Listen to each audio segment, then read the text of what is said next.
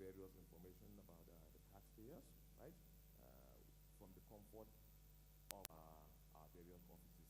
It's all aimed at ensuring that we have a total control, able to monitor taxpayers' compliance. Thank you. You just used monitor, you know, but I think, in all seriousness, I think it goes hand in hand with citizens' engagement, because once we are on the same page, nobody is averse to being monitored. But it's just that people then begin to feel a sense of belonging, and there's an element of transparency that has been exhibited. So I think that also works, yes. Are there any questions? I don't seem to have questions, and so, oh my. Okay, we have a few minutes, but we will take as many questions as we can. Yeah, there's a particular one here that says, what are the benefits for women in this tax reform? I'm not going to decide on who is going to answer that, but it says, what are the benefits for women in this tax reform? Let me warn whoever is going to respond that you are also going to have to tell us why there must be benefits. Nobody wants to respond?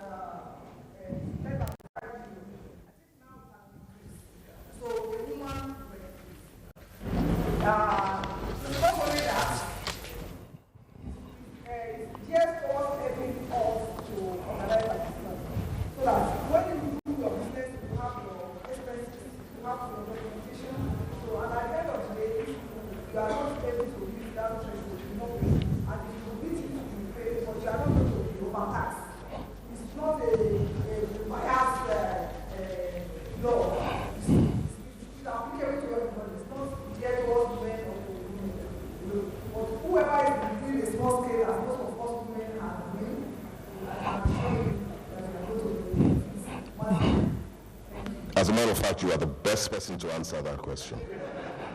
And you answered it well. Can we give her a round of applause, please?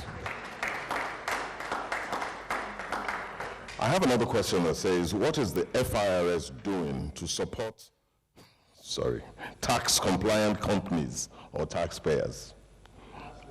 Tax-compliant companies or taxpayers. What is the FIRS doing?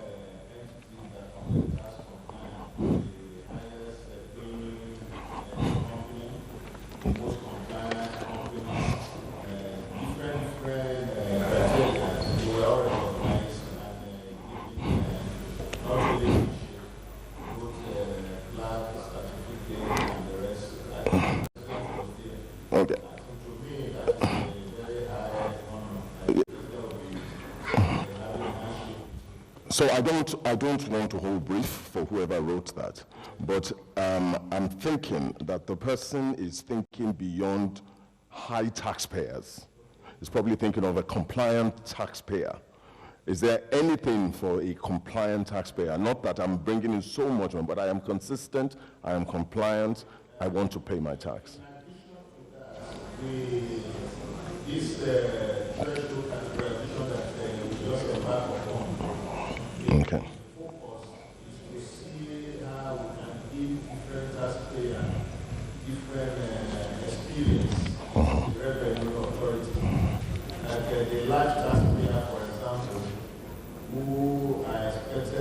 have a well-organized system and processes.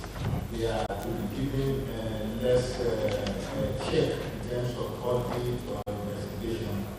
The whole essence is to see what leverage can we give, support can we give to each of these taxpayers. The small ones, we know some of them as this problem of good record keeping and the rest. So the taxpayer education and support is more towards the small ones, while they do different experiences that can have different experiences. Speaking specifically is to reduce, for those who are well online, to reduce routine and check on them. That's one of the ways to encourage them. Okay, thank you very much. I'd read this out, I haven't gone through, but it says, Nigeria has been an import-dependent nation. We have been campaigning to have entrepreneurs to enter the business space. Already the few companies we have are folding up. How can we justify that the tax reforms will encourage upcoming businesses, especially where subsidy removal has not been impactful yet?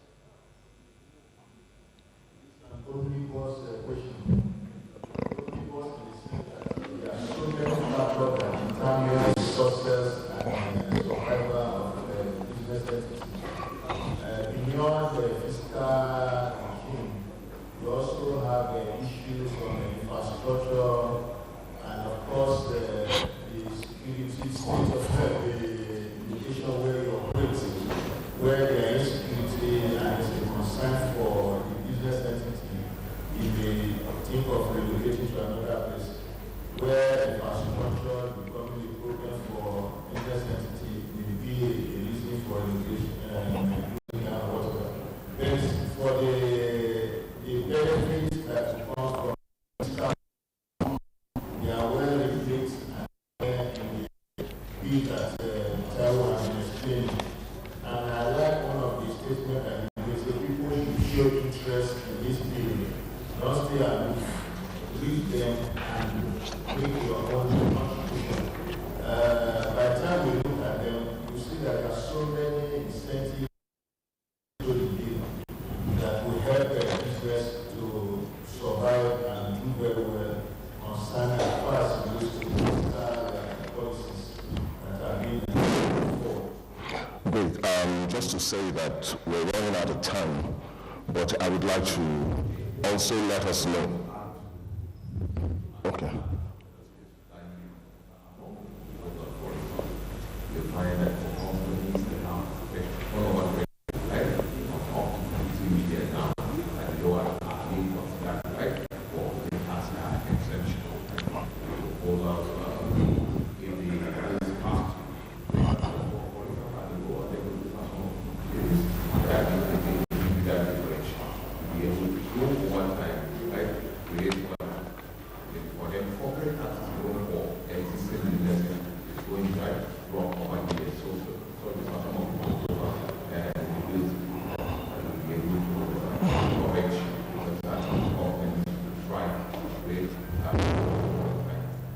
So we're hoping that, okay.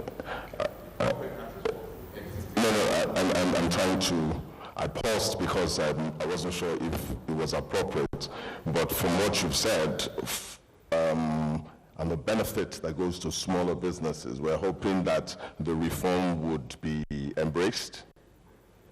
Okay. We have a lot of questions, but I'd like to ask that if you have your questions, because honestly we are not going to be able to take all the questions that have come in, but we have social media handles that you can actually put these questions on and we would ensure that we answer them. It's on Facebook, Instagram, and YouTube. We have at G2C Interface. At G2C Interface, that's the handle on Facebook, Instagram, and YouTube. And the website is www.g2cinterface.org.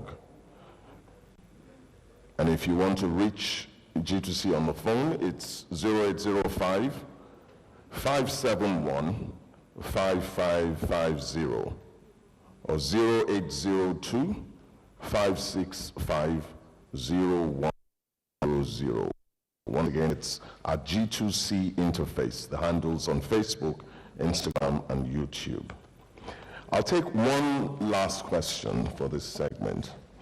And it says, what role do you see the Alternative Dispute Resolution, ADR, mechanism, such as mediation, play in tax disputes and effective tax administration? Thank you. If you can speak on the bills that are proposed, there is a provision for tax appeal tribunal, which is for void of technicalities applicable to the court of law. We also have the ombudsman. The ombudsman is like a complaint commission for taxpayers, staff to educate taxpayers and be like a legal page for taxpayer on the tax issue.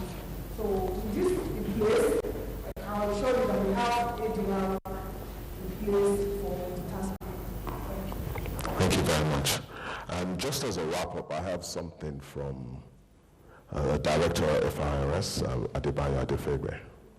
And he says, in addition, the tax controllers at the beginning of the year write to tax-compliant companies recognizing the fact that they are well appreciated and that they are our partners in progress, encouraging them that they should not rest on theirs, but to keep the Nigerian flag flying. And if there is any way the tax office can render any support. I think this is a very good way of wrapping up this session, and I'd like to thank you very much for being here, and I think we would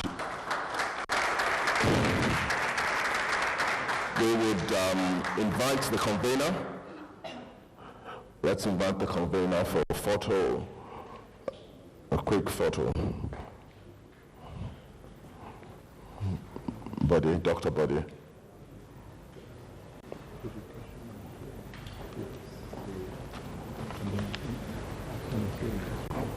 Okay, maybe we'll just allow the photograph with the panelists first, and then when Mr. Buddy comes in, we'll take it. We're still here. And the next session should actually also be as interesting and engaging as this one. See, I keep forgetting that I'm also... Yes. I want you to recognize this white man. He came from Sweden. Mission, I'll tell you.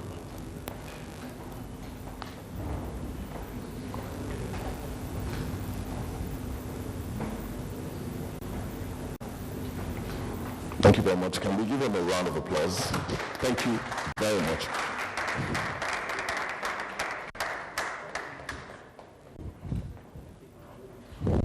Send you their names. For the past 4 years, they have been on a mission to us and the Nigerian government, so to speak. I'll send you their names. Okay. Recognize them. We ask them to come here. Send their names here. Yes, please. Yeah.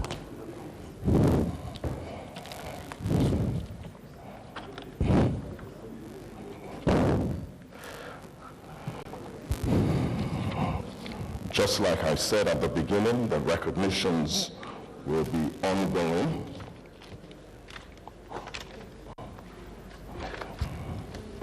I'd like to recognize Engineer Joshua Igube, Executive Secretary, Nigerian Society of Engineers. You're welcome. Can we give him a round of applause, please?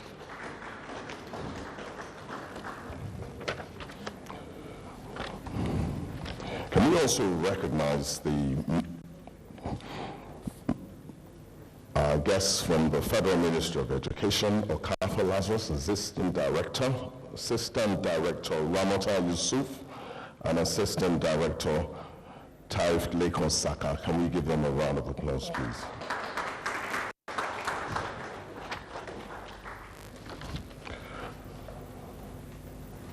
I'd also like to recognize the Deputy Vice President representing the President Chartered Institute of Taxation of Nigeria, Mr. Simon Kato. Thank you for being here.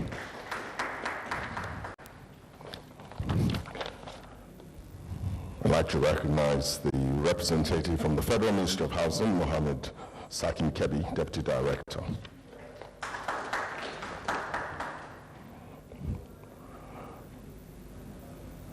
So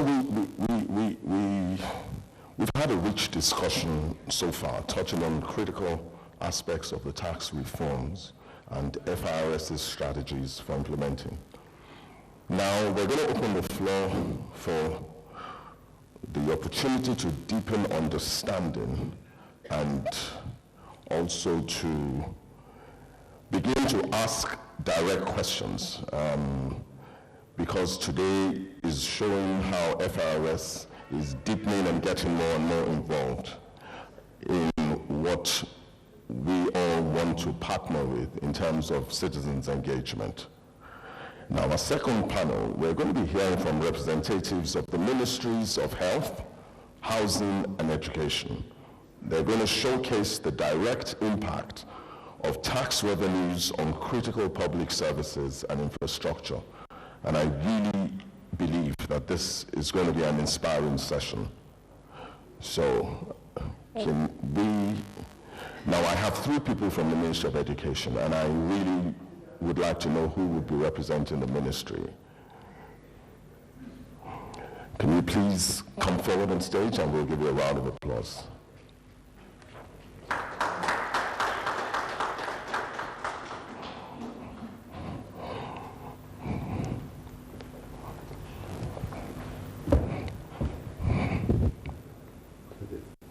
Education, but this is the answers.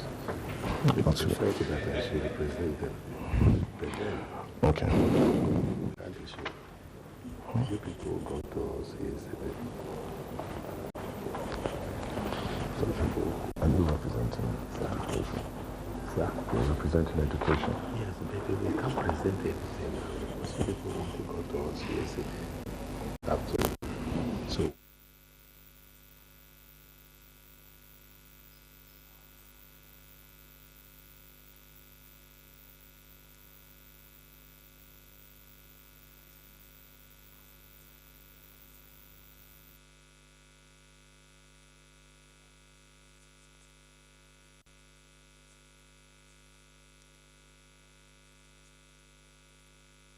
Of the Ministry of Health.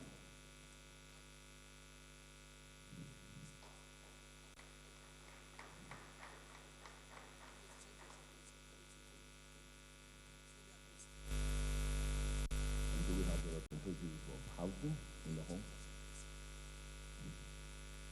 Thank you.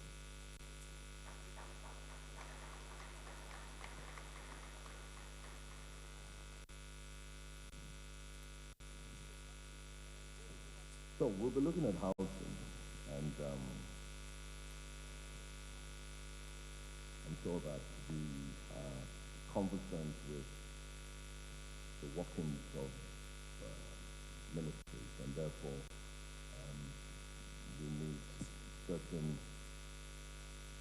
levels of approval for events such as this.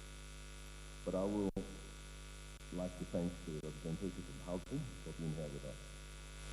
Can you very briefly just introduce yourself before we take on some questions?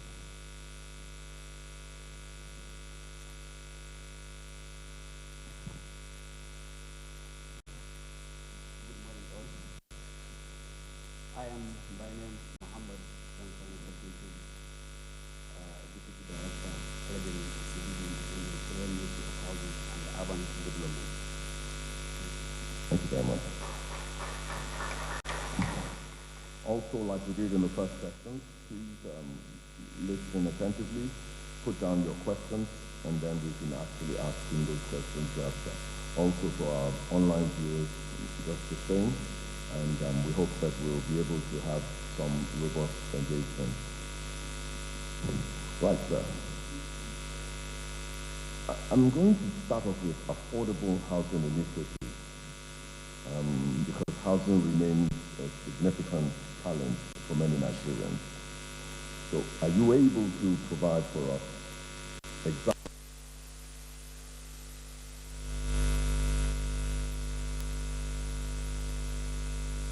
have been so far?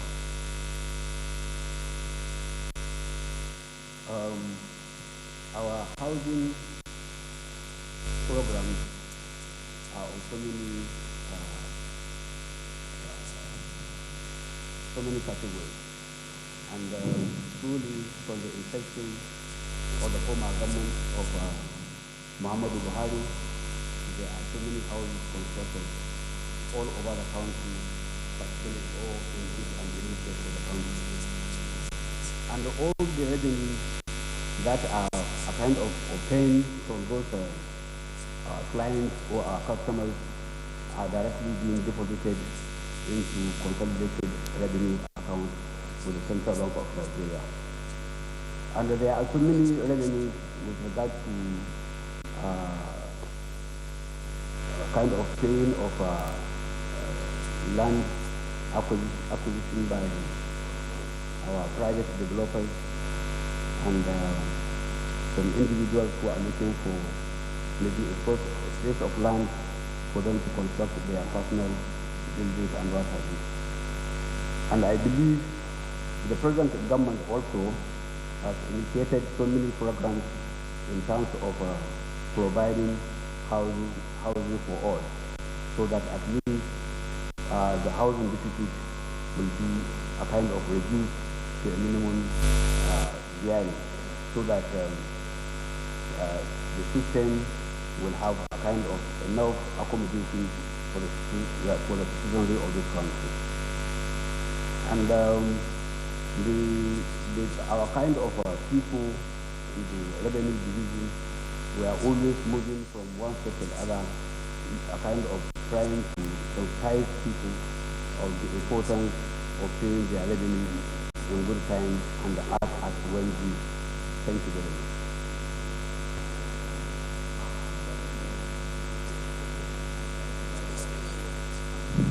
Now, we would like to know what specific programs have been funded by taxes. If you've also addressed the slum development project, just if that has been something that has come up, it would be nice to let the citizens know if there has been any funding of slum development projects utilizing taxes in the housing plan. If there hasn't been any, do we have plans towards this?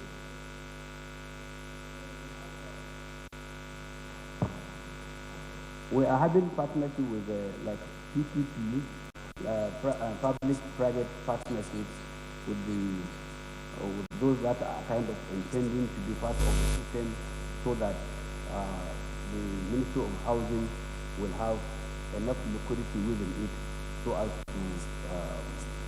to construct more houses to the citizenry of this country. And as like what I said is that the intention of the ministry, particularly the revenue division, is to get more money for the federal government, so that we construct more houses to our citizens in this country. All right, thank you very much. And let's look at public-private partnerships for a minute. How is your ministry leveraging tax revenues in this regard to create the relevant partnerships that would help to do the things that you seek out to do? Are we looking at public-private partnerships, and how are we leveraging on all of this?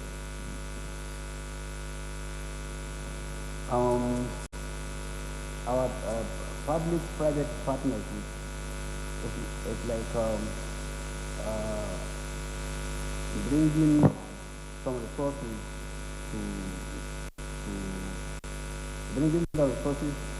to the government, so that at least where we have maybe issues or sort of funds, the ministry will kind of seriously try to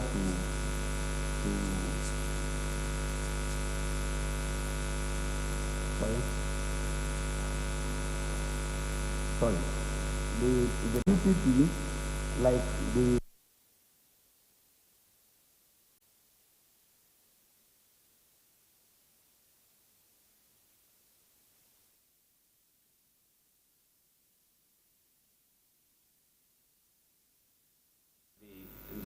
in the entire country.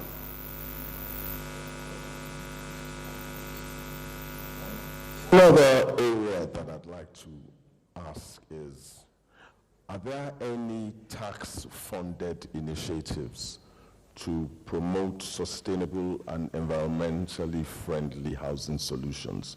Are there any incentives that the ministry is providing for people that want to engage in environmentally friendly housing initiatives? Are there any initiatives that the ministry is providing for anyone that wants to engage in housing initiatives? Do you have anything in place that we can leverage on or that we can tap into or access if we have housing solutions?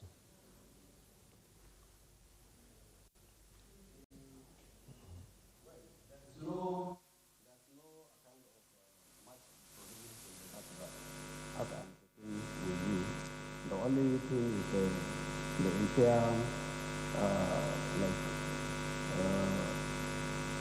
inflow of the ministry is provided by the Office of the Accountant General Administration, which is like the budget of the ministry, and it is that budget the ministry is using in construction and providing those housing units for the citizens. Let me put this out there. So I'd like you to explain to us and elaborate even further in your own words how your ministry is impacting lives and making things a lot easier for everyone using tax revenues as its platform. So speak to us about the utilization of tax revenues, what the ministry is doing, and how we can begin to hope for a better tomorrow because of your impact in our environment. The ministry is engaged in providing land, for example, for the intending customers who are willing to provide shelter. Also, we have a special department called special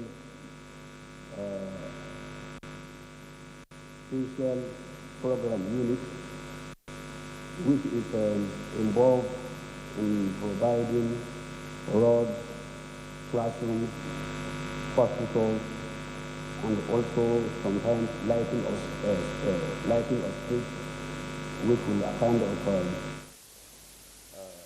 give room for our good customers to be having a kind of good operation. And also the ministry, after providing those classrooms, roads, and what have you, it is like trying to make sure that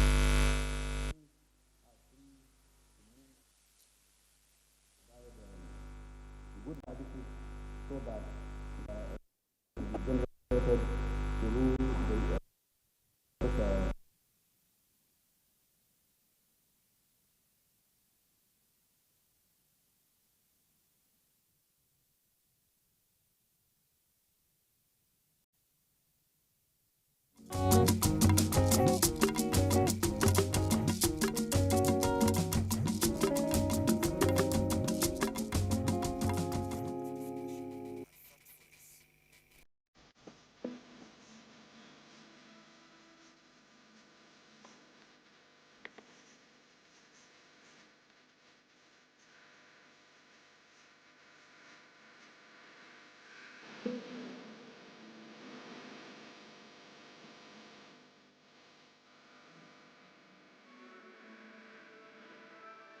For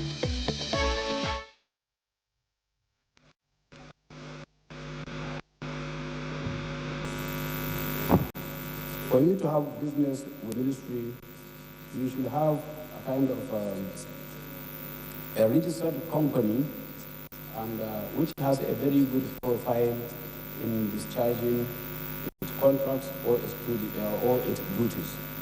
And if you have that, and you have a very good profile with regard to your maybe past experience or good jobs executed somewhere, then the ministry kind of will give you a free room where you can go for a bidding of the available contracts, and they can issue contract for you, kind of to you, so that they will see how you will go about the execution, and also they will give you the time frame within which you will execute that contract.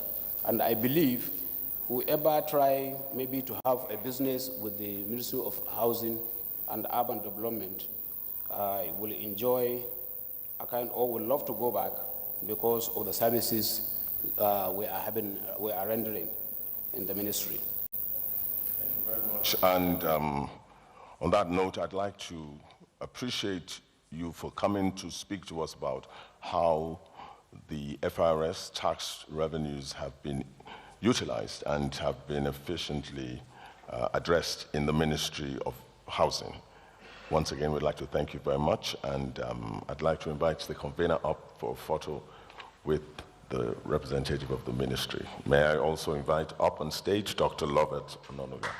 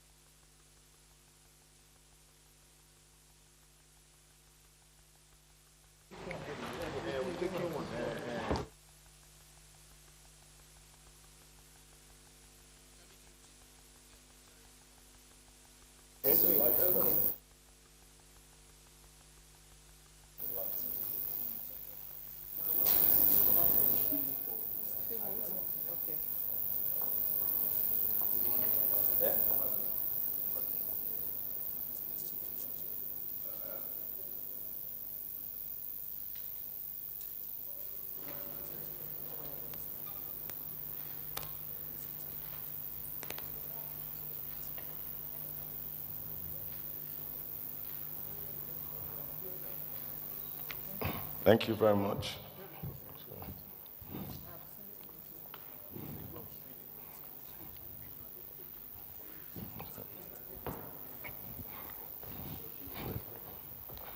May I ask that Dr. Lovett stays? Oh, okay. Yes.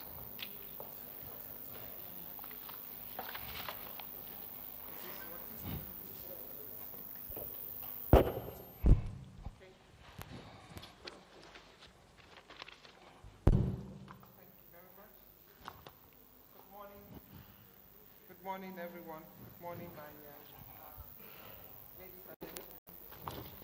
I especially want to recognize and appreciate my coordinating directors from FRS, directors and other colleagues from FRS. I want to recognize all representatives from other agencies, federal government agencies who are here represented. Our taxpayers, our guests from the Swedish Tax Authority, Mr. Pa, Mr. Martin, you're welcome. It's good to have you with us.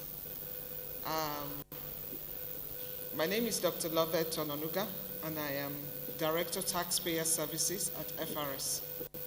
I just want to take a few minutes of your time to just talk to you about the mandate of the Taxpayer Services Department as it relates to the new vision and direction of FRS.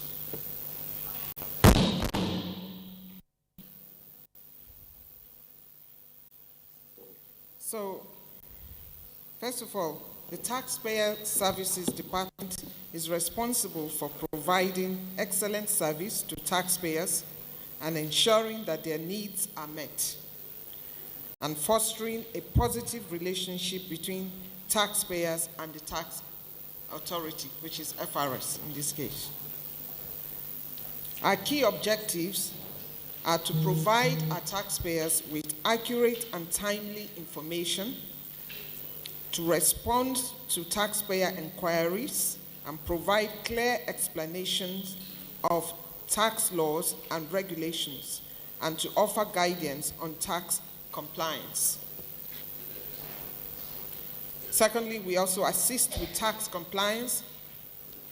The new FRS vision is to be one of the most efficient and trusted tax administrations in the world.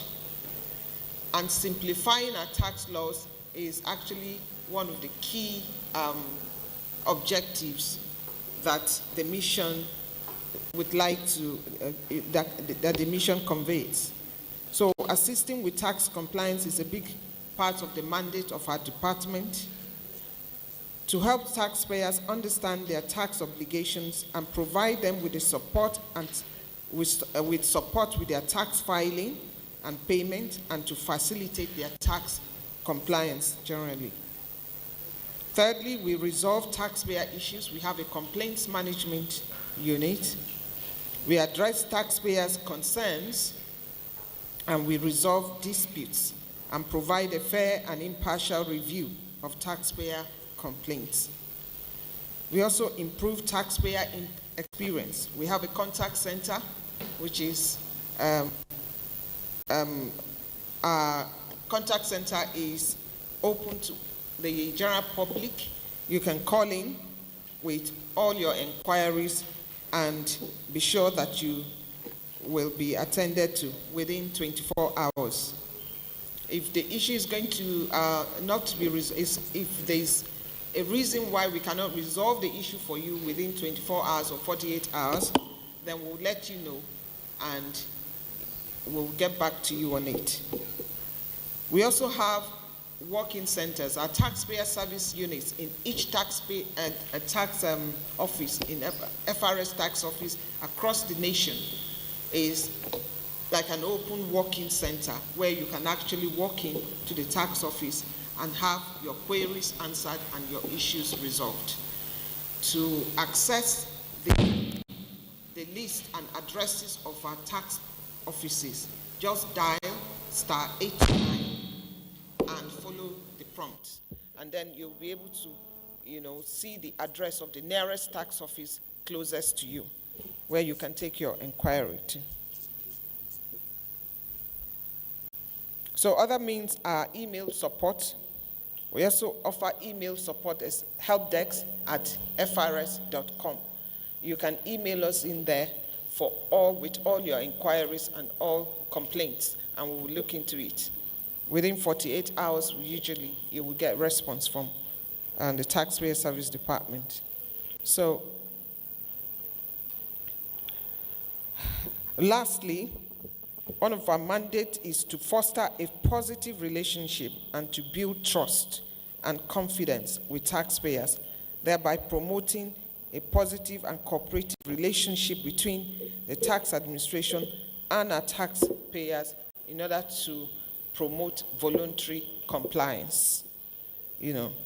So like I said, some of the services that we offer range from tax assistance, taxpayer assistance, whether in our physical offices or online through our contact center, through the *8, our USSD code, or even on our website.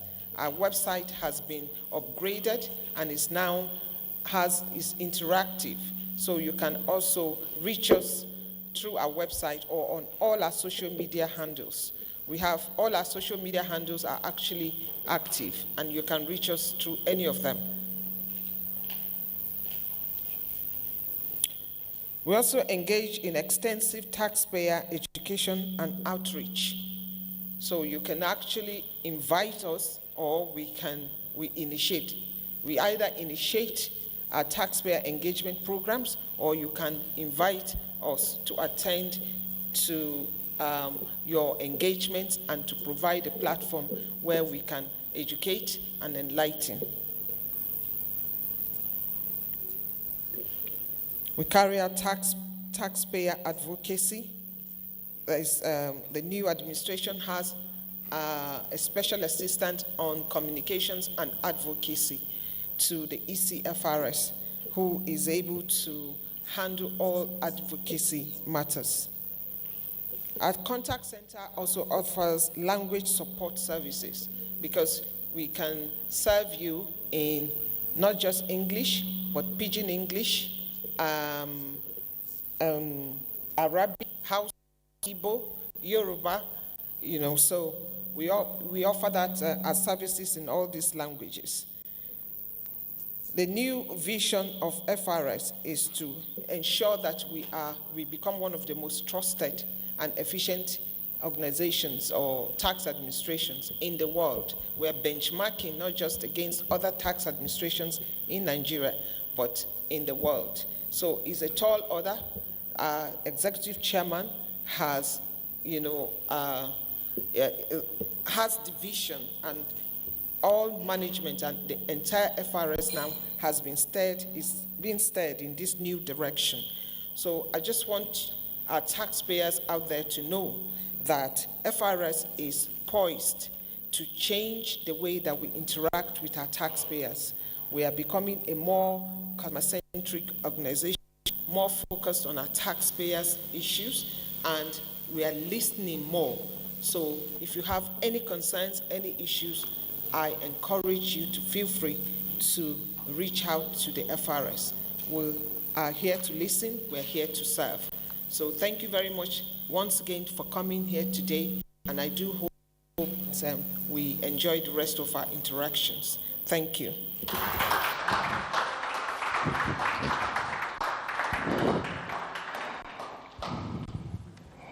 Thank you very much, Madam. Just a quick announcement that there will be lunch at 1 o'clock. And thereafter, there's the opportunity for networking. And for those of you that would not be going back, for that networking. Distinguished guests, ladies and gentlemen, as we draw this enlightening and enriching event to a close, it is now my pleasure to introduce a unique and thought-provoking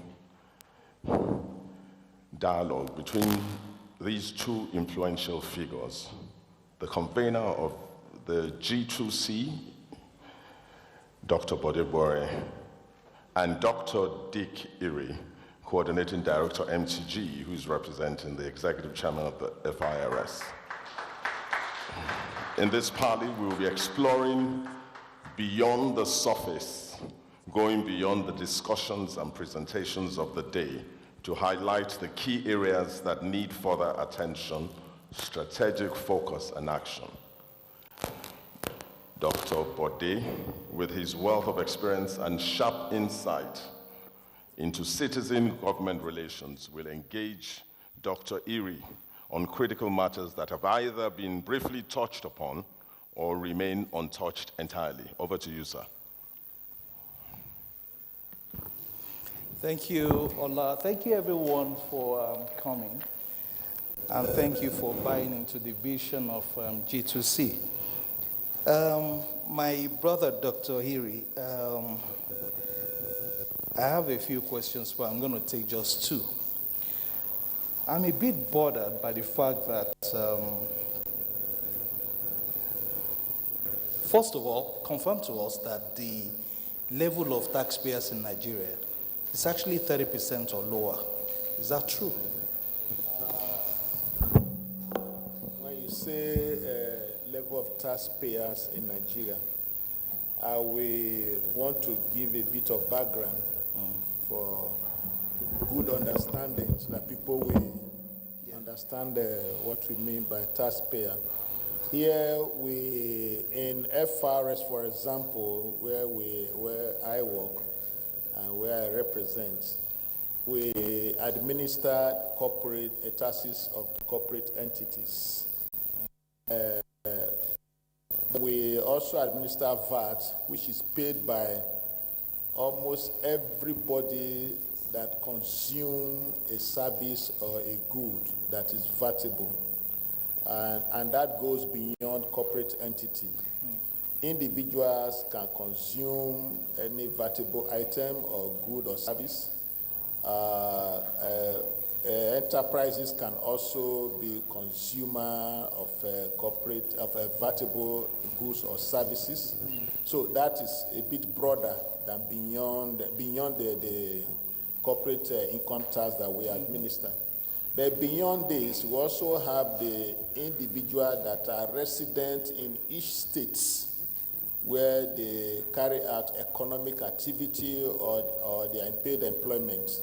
These ones also pay taxes, but those taxes are paid to the sub-nationals, that is the states where they reside or where they carry out economic activities. So put together, maybe for want of data, we are saying it's 30%, but on the flip of the back of the envelope, one can say it should be higher than that 30%. Yeah. All right. It's painful to hear that Nigeria is still a developing nation.